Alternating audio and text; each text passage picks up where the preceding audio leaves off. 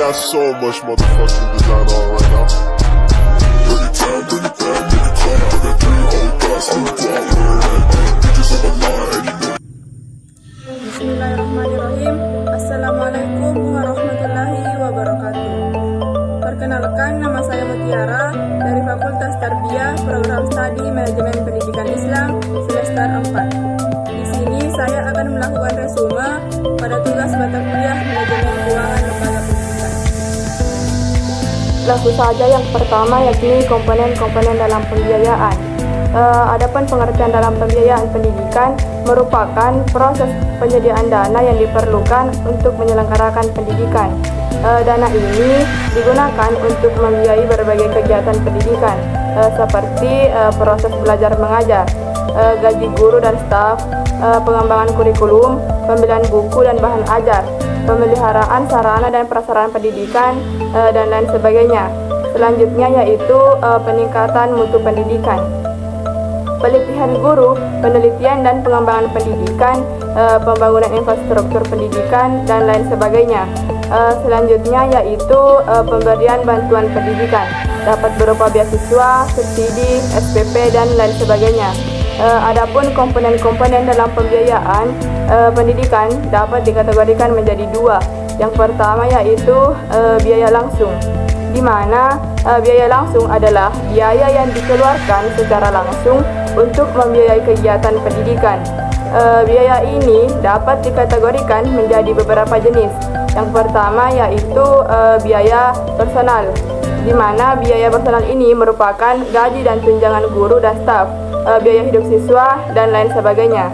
Selanjutnya yaitu biaya operasional, merupakan biaya pembelian bahan habis pakai, biaya pemeliharaan sarana dan prasarana pendidikan, biaya utilitas, dan lain sebagainya. Selanjutnya yaitu biaya investasi, di mana biaya pembangunan infrastruktur pendidikan, biaya pengadaan peralatan dan media pembelajaran, dan lain sebagainya. Selanjutnya yaitu biaya tidak langsung, di mana biaya tidak langsung adalah biaya yang dikeluarkan secara tidak langsung untuk membiayai kegiatan pendidikan. Biaya ini dapat dikategorikan menjadi beberapa jenis.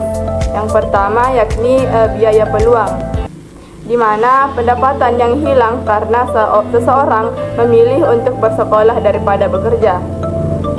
Selanjutnya yaitu biaya sosial, di mana biaya yang ditanggung oleh masyarakat untuk membiayai pendidikan, seperti biaya kemacetan lalu lintas dan polusi udara yang disebabkan oleh aktivitas sekolah.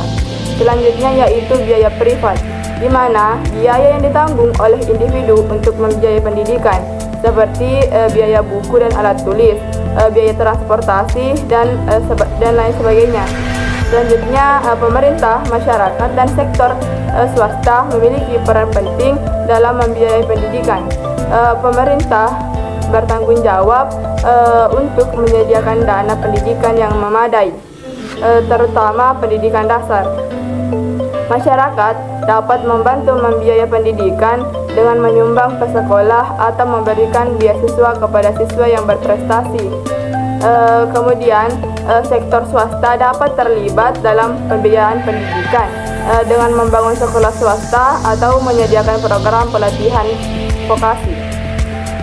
Pembiayaan pendidikan yang efektif dan efisien sangat penting untuk meningkatkan mutu pendidikan. Dengan pembiayaan yang memadai, sekolah dapat menyediakan layanan pendidikan yang berkualitas bagi semua siswa. Selanjutnya yang kedua yaitu peranan pembiayaan dalam pendidikan. Pembiayaan dalam pendidikan mempunyai peranan yang sangat penting dalam proses pendidikan. Yang pertama yaitu mengatur dan mengelola pembiayaan pendidikan.